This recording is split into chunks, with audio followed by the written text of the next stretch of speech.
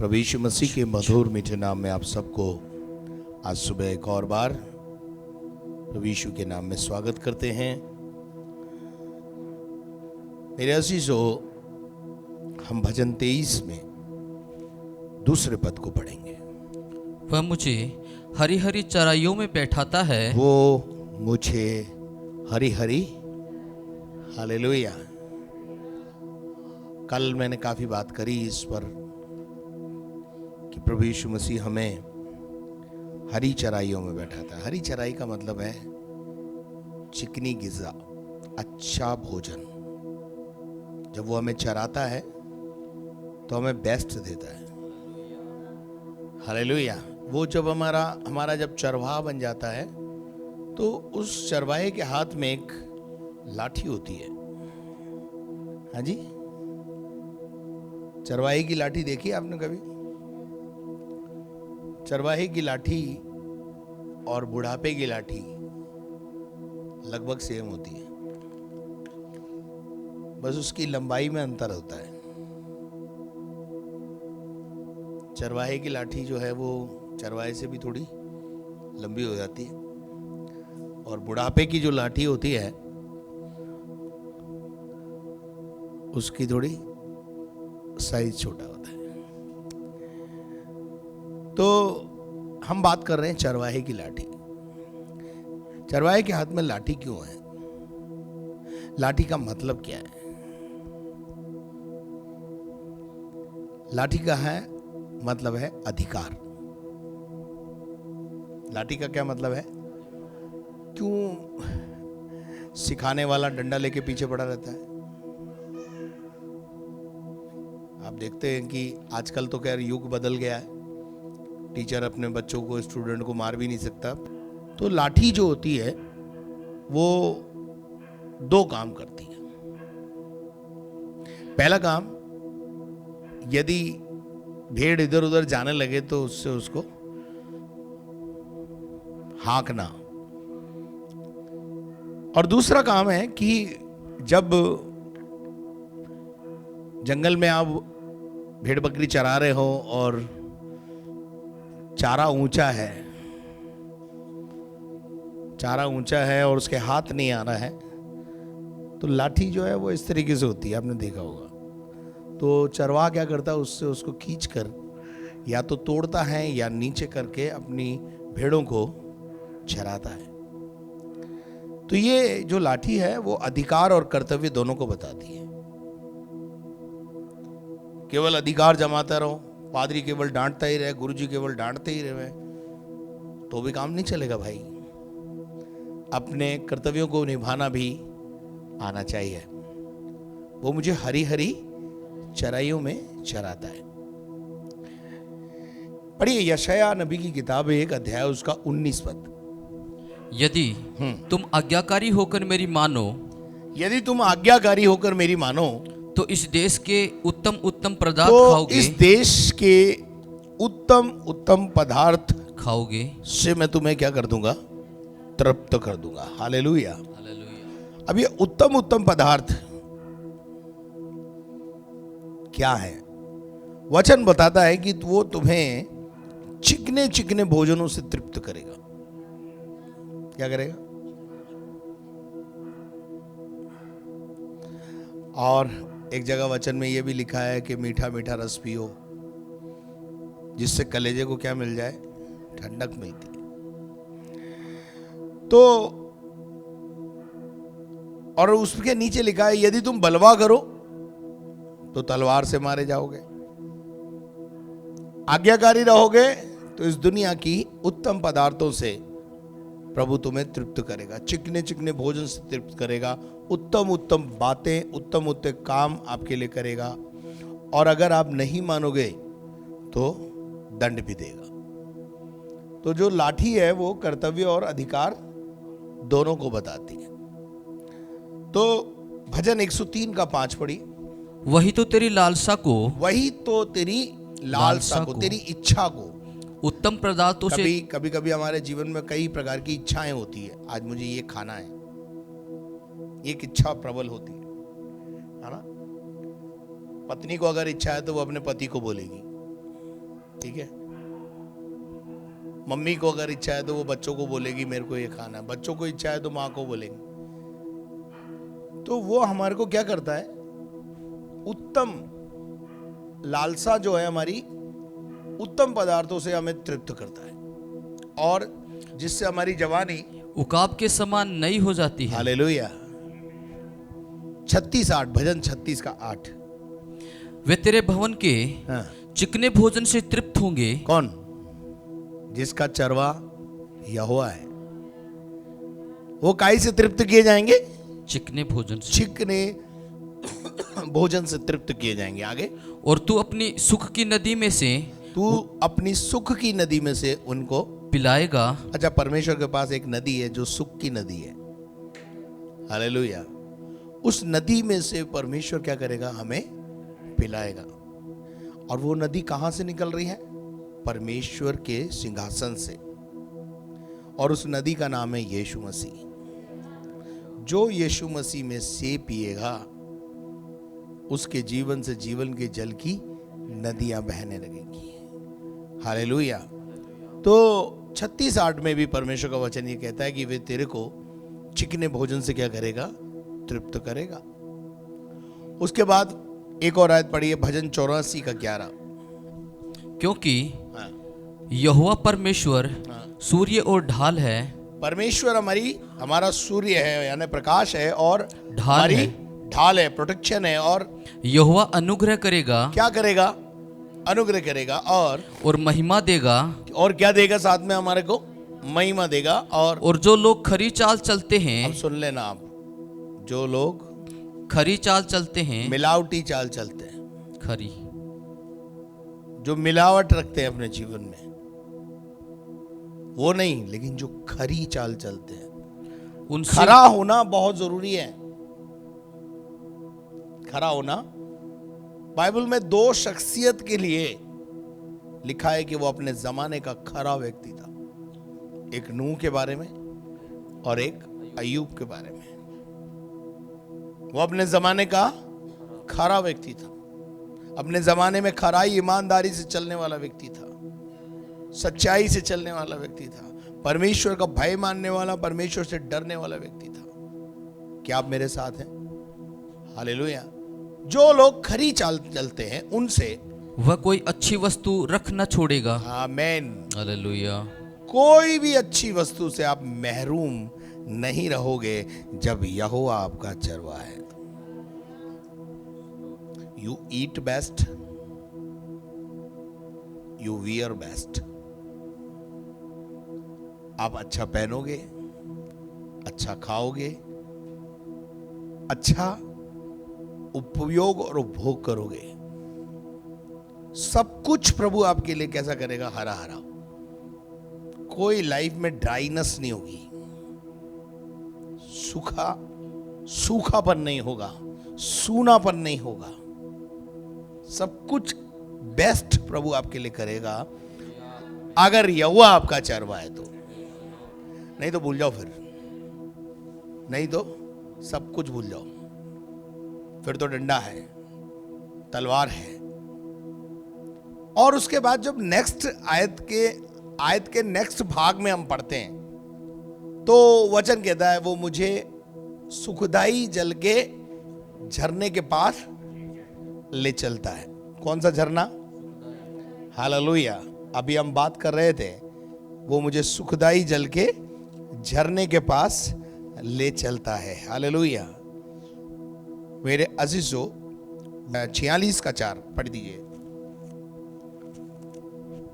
एक नदी है जिसकी नहरों से परमेश्वर के नगर में। अभी मैंने पूर्व में बताया कि वो नदी कहां से निकल रही है? परमेश्वर के सिंहासन के पास से निकल रही है। और लिखा हुआ है कि उसकी नहरों से, परमेश्वर के नगर में। उसकी नहरें कौन सी होती है? हम लोग नहर बोलते ना तो हमको लगता है कि वो बहती हुई। उसकी नहर कलीसिया है। उसकी नहरों से आसपास का इलाका सींच दिया जाता है। उसकी नदी यीशु मसीह है और नहर कलीसिया है, मैं और आप हैं। और हम जिधर जिधर जाते हैं वहां वहां वातावरण बदल देते हैं। सूखेपन को नदी और नहर का काम किया है भाई, बोलिए भाई। किसी और नगर में हरियाली पहुंचाने के लिए, उनकी प्यास बुझाने के लिए, उस नगर को फ्लोरिश करने के लिए, हरा भरा करने के लिए, नहरों को, आपके नदी जहां से निकल रही हो तो उसमें से नहरें निकाली जाती है। नहरें क्यों निकल जाती है? जिधर जिधर नहर जाएगी उस गांव को हरा भरा कर देगी। हालेलुया। और मैं आपको बताना चाहता हूं, वो नहर जो है इस समय हमारी कलीसिया है।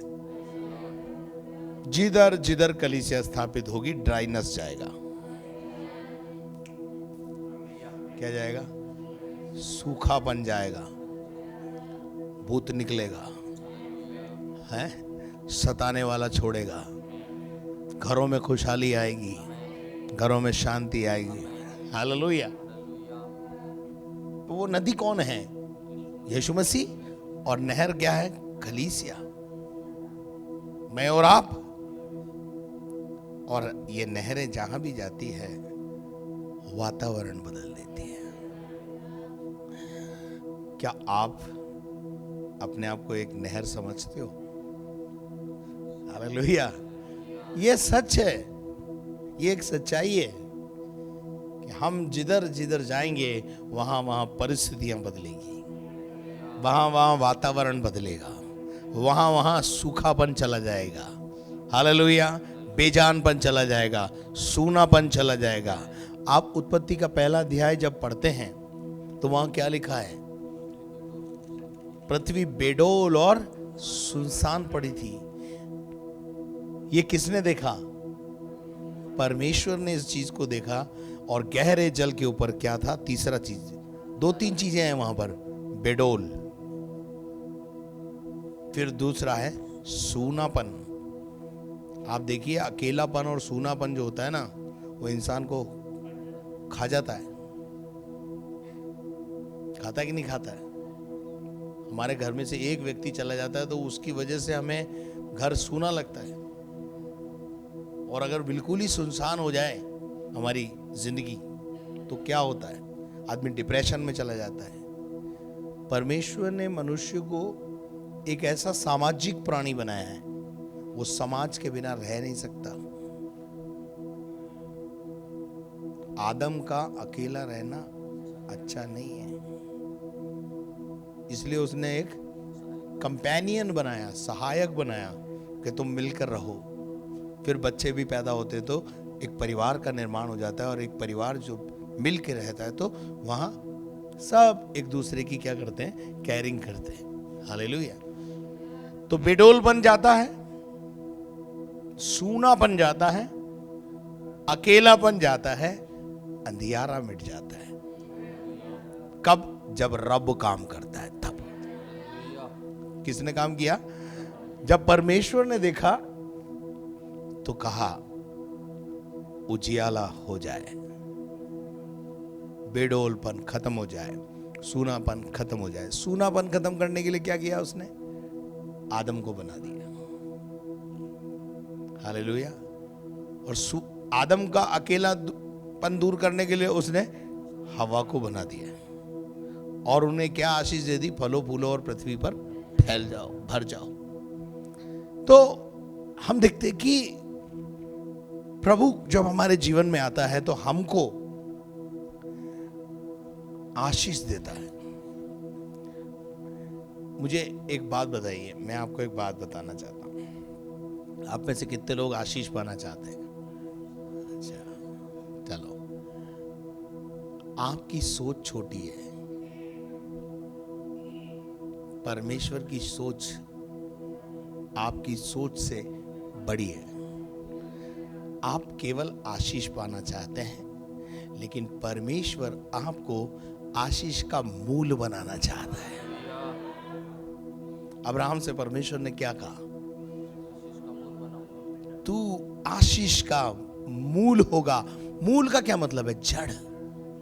तेरे द्वारा ब्रह्मांड के लोग, समाज के लोग आशीष पाएंगे। तो आप आशीष पाना चाहते हो या आशीष का मूल बनना चाहते हो? अच्छा, एक बात बताऊं, मैं आपके लिए आशीष का कारण हूं या नहीं? डेविड फैमिली आपके लिए आशीष का कारण बनी कि नहीं बनी? So many people are blessed by this family. क्यों? चल पड़े अकेले में, चल पड़े अकेले। अब्राहम क्या करा? अपने परिवार को लेकर आवाज सुन के चल पड़ा। जब चला कौन था साथ? कोई नहीं, सिर्फ परमेश्वर की आज्ञा सुनी और चल पड़ा। No one. आज आपकी स्थिति में ऐसा हो सकता है, no one is ready to give your, आपका साथ देने के लिए कोई तैयार, कंपेनियन देने के लिए आपको कोई तैयार नहीं है। बट डोंट वरी, इस मार्ग पर आप अकेले चल पड़िए। आगे जाकर आप उनके लिए, जो आपकी नहीं सुन रहे ना, उनके लिए भी आशीष का मूल बन जाएंगे। हालेलुया। आज अब्राहम हमारे सबके लिए आशीष का मूल है कि नहीं है? जब हम प्रचार करते हैं तो आशीष, अब्राहम की बात करते कि नहीं करते? वो हमारा पिता है कि नहीं है? हालेलुया। हमको आशीष नहीं पाना है, हमको आशीष पाकर आशीष बहाना है। आगे हम पढ़ेंगे, मेरा कटोरा उमड़ रहा है। जब उमड़ेगा तभी तो दूसरे के पास जाएगा। है? क्या तुम क्या जानो खुदा की आशीष क्या होती है? खुदा कैसे आशीष देता है? तो आशीष का मूल बनाता है। परमेश्वर नोट नहीं बरसाता ऊपर से, परमेश्वर रास्ते खोलता है। हम आशीष का क्या बनते हैं? मूल बनते हैं। आशीष नहीं, हमें आशीष नहीं चाहिए। आपकी दुआ होनी चाहिए, खुदा मुझे आशीष नहीं चाहिए, मैं आशीष का मूल बनना चाहता हूं मेरे शहर के लिए। Hallelujah, hallelujah. हम देखते हैं कि यहाँ लिखा हुआ है, एक नदी है जिसके नहरों से परमेश्वर के नगर में, अर्थात परम प्रधान के पवित्र निवास स्थान के भवन में क्या होता है? आनंद होता है। जब वो नदी आती है, आनंद लाती है। हालेलुया। तो अपन वापस भजन संहिता 23 में आएंगे। लिखा है, वो सुखदाई जल के झरने के पास ले चलता है। हालेलुया। सुखदाई जल की नदी और दुखदाई, दुखदाई और सुखदाई दो शब्द हैं।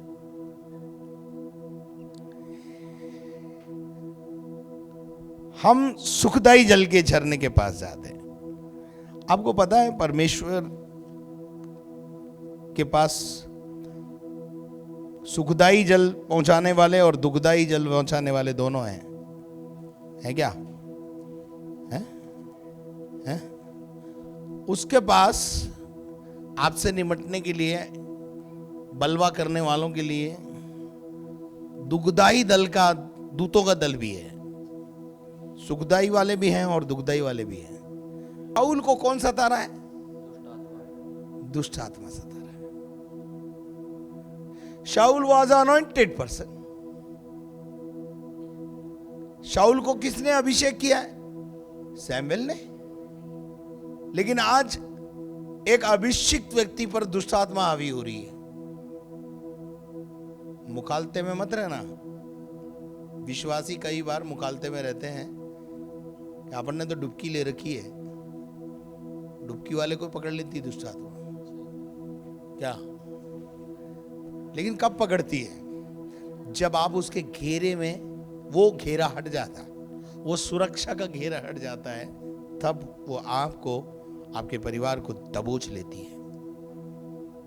इसलिए बेहतर है कि अपनी जिंदगी प्रभु के साथ बेहतर रूप से चलाते रहो। हालेलुया।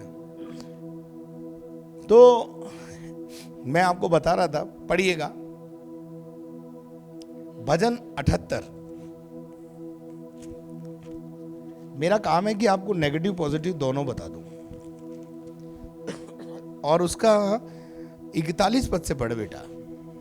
वे बार बार परमेश्वर की परीक्षा करते थे। कौन लोग हैं? छुड़ाए हुए लोग, मिस्र से छुड़ाए हुए लोग, सियोन के यात्री, विश्वासीगण, ये बार बार क्या करते थे? परमेश्वर की परीक्षा करते थे और इज़राइल के पवित्र को खेदित करते थे। इज़राइल के परमेश्वर को दुख पहुंचाते थे। आपको पता है, जब आप गलत काम करते हो, आप अपने माँ बाप का हृदय दुखाते हो, परमेश्वर का हृदय दुखाते हो। इसलिए बेहतर है कि हमेशा वो काम करो जो प्रभु को पसंद है। पहले पूछो प्रभु से, प्रभु मैं ये पानी पी रहा हूं, पी लूं क्या? एंड इफ ही अलाउड तो पी लो। मैं वहां जा रहा हूं, मैं चला जाऊं क्या? बिलाम था ना, उसने जब राजा के दूतों ने आके बोला तो उसने क्या बोला? ठहरो, आई आस्क टू गॉड, मैं परमेश्वर से जाकर पूछता हूं कि मुझे ये काम करना चाहिए या नहीं करना चाहिए। मैं भी आपसे पूछना चाहता हूं, आप भी तो पूछ लिया करो, परमेश्वर मैं ये काम करूं या नहीं करूं।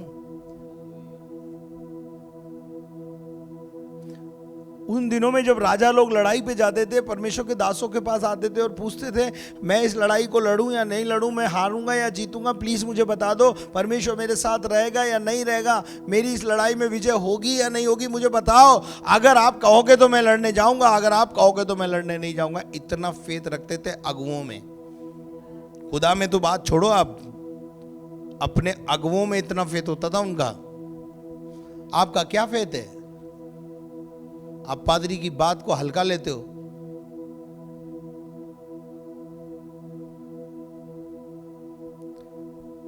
अब अपन बात करते हैं, इज़राइल के पवित्र को बार बार क्या करते थे? हम खेदित करते थे। आगे बढ़ो।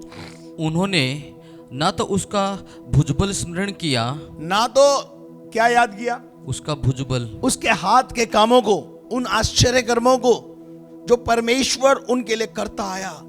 आज तक परमेश्वर उन्हें खिलाता आया, लाल समुद्र को फाड़ के बाहर लाया और चट्टान से पानी पिलाया और मन्ना बरसाया और उनके कपड़ों को फटने नहीं दिया, उनके जूतों को फटने नहीं दिया। दिन में बादल का खंबा और रात में अग्नि का ज्वाला बना, ऐसे लेके चल रहा है जैसे वो उसके पेट से जन्मी औलाद है। उसके बावजूद, क्या आप मुझे बताइए, परमेश्वर ने आपके साथ ऐसा व्यवहार नहीं किया? किया कि नहीं? किया कि नहीं? आपने प्रभु के साथ क्या किया? कुड़कुड़ाना, बुड़बुड़ाना, वही वही वही जो उन्होंने किया वही हम करते हैं। हम कोई उनसे अच्छे नहीं है, ध्यान रखना। कई बार हम मुखालते में रहते हैं कि हम उनसे अच्छे हैं, पर हम कहीं उनसे अच्छे नहीं हैं, क्योंकि जो उन्होंने किया वही तो कर रहे हैं हम भी कुड़कुड़ाते हैं, बुड़बुड़ाते हैं। आगे बढ़ो। न वह दिन जब उसने उनको द्रोहियों के वश से छुड़ाया था, हाँ, कि उसके कैसे अपने चिन्ह मिस्र में और अपने चमत्कार, मतलब थोड़ी सी प्रॉस्पेरिटी आई नहीं, और कौन खुदा और कौन राजू भैया। ऐसी बोटी उछलती है, बोटी समझते आप, फड़ के मारती है। जब दुष्ट आत्मा है, घर में नींद नहीं आ रही है, क्यों प्रकाश? जब दुष्ट आत्मा सदा रही है, मधुमक्खी का छत्ता लग गया। राजू भैया आप चलो ना। अब राजू भैया जा रहे हैं, मधुमक्खी का छत्ता हटा रहे हैं, दुष्ट आत्मा को बोल रहे चल निकल यहां से, निकल। मैंने ऐसी भी प्रार्थनाएं की है कि इस परिवार को छूने से पहले तुझे मुझसे लड़ना होगा। ऐसा ढाल बन करके खड़ा हुआ हूं। एक परिवार के साथ नहीं, कई परिवारों के साथ, उनके दुख में, उनके सुख में जब खड़ा हुआ। लेकिन जैसे ही दुख गया और सुख आया, वो भी गए, भूल गए किसने हमको दुष्ट आत्मा से बाहर ला गए, भूल गए किसने हमको शराब में पड़े हुए थे हमें मुक्ति दिलाई, किसकी प्रार्थनाओं से। आज उनकी प्रार्थनाओं से तुम शराब छोड़ पाए, आज उनकी प्रार्थनाओं से तुम बाहर आ पाए, तुम्हारी दुष्ट आत्माएं निकली। क्या तुम्हें उस व्यक्ति के साथ फेथफुल नहीं होना चाहिए? अनग्रेटफुलनेस लोगों के जीवन में समाई हुई है। इजरायली क्या कर रहे हैं? भूल गए चमत्कारों को, भूल गए चिन्हों को, भूल गए मूसा को, भूल गए हारून को, भूल गए सबको। आगे क्या लिखा है? और अपने चमत्कार हाँ। शोअन के मैदान में किए थे। हाँ, उसने तो मिस्रियों की नदियों को लहू बना डाला। हाँ, देखिए वो कह रहा है कि उसने तो मिस्र की नदियों को क्या कर दिया? लहू में कन्वर्ट कर दिया। और वे अपनी नदियों का जल पी न सके। वो पानी के लिए तरस गए दुश्मन। आगे उसने उनके बीच में हाँ। डांस भेजे। क्या भेजे? डांस। डांस समझते हैं आप? डांस मच्छर। डांस एस अलग प्रकार का एक मच्छर है, वो भेज दिए। और जिन्होंने उन्हें काट खाया। उन्होंने उनको काटा। और मेंढक भी भेजे। और क्या भेज दिए? मेंढक भी भेज दिए। और जिन्होंने उनका बिगाड़ किया। मेंढकों ने क्या किया? पूरी खेती बाड़ी को चौपट कर दिया। आगे उसने उनकी भूमि की उपज हाँ कीड़ों को और उनकी खेती बाड़ी हाँ, टिड्डियों को खिला दी। ये दुश्मनों से बदला लिया है परमेश्वर ने। किसके? हमारे और आप। हमारे दुश्मनों की चटनी बनाई उनने। परमेश्वर वो बयान कर रहा है यहाँ पर लेखक। आगे उसने उनकी दाखलताओं को हाँ। ओलों से, दुश्मन की ओ दाखलताओं को ओले से और गूलर के पेड़ों को बड़े बड़े पत्थर बरसा के क्या कर दिया? नष्ट किया। गूलर का पेड़ क्या करता है मालूम है? छाया देता है। उसकी छांव में लोग क्या करते हैं? बैठते हैं। उनके बैठने का स्थान खत्म कर दिया। ये दुश्मन की बात है। लेकिन इसके एवज में इजराइलियों ने प्रभु को क्या दिया? हम तो वहीं अच्छे थे। कुड़कुड़ाना, बुड़बुड़ाना, मूसा के खिलाफ बोलना, परमेश्वर के खिलाफ बोलना। आगे बेटा। उसने उनके पशुओं को हाँ। ओलों से हाँ। और उनके ढोरों को बिजलियों से मिटा दिया। हाँ। उसने उनके ऊपर अपना प्रचंड क्रोध हाँ। और रोष भड़काया। आगे और उन्हें अब सुनना। और उन्हें संकट में डाला और दुखदाई दूतों का दल भेजा। बस मैं इतना ही बोलना चाहता हूँ कि उसके पास एक सेना भी है दुखदाई दल जो दुख देती है, पर वो हमारे लिए नहीं है। वो हमारे लिए नहीं है, लेकिन है उसके पास ऐसी फौज भी नहीं। अरे हाँ ना, अभी समझ में आया ना? वो सेनाओं का यहोवा है। उसके पास अलग अलग बटालियन है। बटालियन होती है ना, फौज का डिवाइडेशन देखिए आप। बटालियन में बटा हुआ होता है। ये काम करेगी, ये काम करेगी, ये काम करेगा, ये काम करेगा। कुछ लोग सप्लाई करेंगे, कुछ खाना बनाएंगे, कुछ ये करेंगे, ये करेंगे। ऐसे काम चलता ही रहता है, अलग अलग हैं। और प्रभु का वचन कहता है उसने उनके ऊपर अपना प्रचंड कोप और रोष भड़काया और उन्हें संकट में डाला।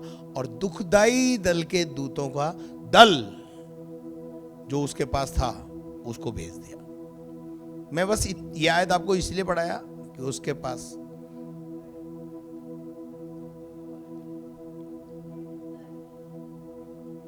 अब ये किन के खिलाफ भेज रहा है? हमारे शत्रुओं के खिलाफ। तो हम बलवा करेंगे तो मैं भेज नहीं सकता क्या? भेज सकता तो फिर सीधे रहो ना। परमेश्वर तो दयालु है जी, कृपालु है जी। हाँ हाँ, मैं भी बोलता हूँ दयालु है, कृपालु है, सब कुछ है। पर ये भी है, उसके पास ये भी है। जब शाऊल पे जब दुष्टात्मा आई ना, तो वहां तो लिखा है हिंदी ट्रांसलेशन में कि परमेश्वर ने भेज दी। और परमेश्वर भेजता नहीं भाई। परमेश्वर क्यों अपना हाथ खराब करेगा? परमेश्वर तो ये करता है, बस प्रोटेक्शन हटा देता है। फिर तो तू भिड़ता रहे किसी से। अपने स्वर्गदूतों को ऊपर बुला लेता है, बोले आजा भाई, इसको जरूरत नहीं अपनी फालतू क्यों इसके पीछे जो है अपना फौज लगावे, चलो हटाओ। और जैसे ही फौज उसकी हटती है, स्वर्गदूतों का बाड़ा हटता है, दुष्ट आत्माओं का कब्जा फिर से हमारे जीवन पर होने लगता है। अच्छा, ये और एक और बात बता दूं, फिर शाऊल ने सैमुएल को बुलाया कि भाई अब ये भूत आ रहा है मेरे ऊपर, क्या करूं? देखो समाधान और कहीं नहीं है क्या? समाधान इसने शाऊल ने हो सकता है सारे ठिकाने कर लिए होंगे, उसके बाद कुछ नहीं हुआ तो उसने बोला भाई सैमुएल को बुलाओ, और सैमुएल के पास समाधान था। आपकी हर समस्या का समाधान प्रभु के दास के पास, प्रभु के पास ही है, यूं समझ लीजिए। तो सैमुएल ने उसे कहा भैया एक काम कर, स्तुति आराधना करने वाला दल पकड़ ले, या कोई स्तुति आराधना करने वाले को बुला ले, तभी छुटकारा होगा। आराधना में है छंगाई, आराधना में है छुटकारा। तो किसको बुलवाया गया? किसको? दाऊद भैया को बुला। और दाऊद जब वीणा बजाता था उसको चैन मिल जाता था। हालेलुया। वो जो अनुभव हुआ ना, उसको चैन मिला, तो उस अनुभव के बाद शायद दाऊद जाने लगा कि अच्छा मैं चलता हूं, मेरी भेड़ बकरियां हैं। बोला भाई तुझे जाना नहीं है, तुझे इधर ही रहना है। हालेलुया। आप देखिए परमेश्वर ने कैसा रास्ता खोला, जी, जंगल से सीधा महल का रास्ता। आपका एक टैलेंट आपको कहां पहुंचाएगा, ये आपकी एक अच्छी आदत, आपकी आराधना आपको कहां पहुंचाएगी, ये आप जानते नहीं हैं। और प्रभु ने अद्भुत काम किया। वो मुझे हरी हरी चराता है।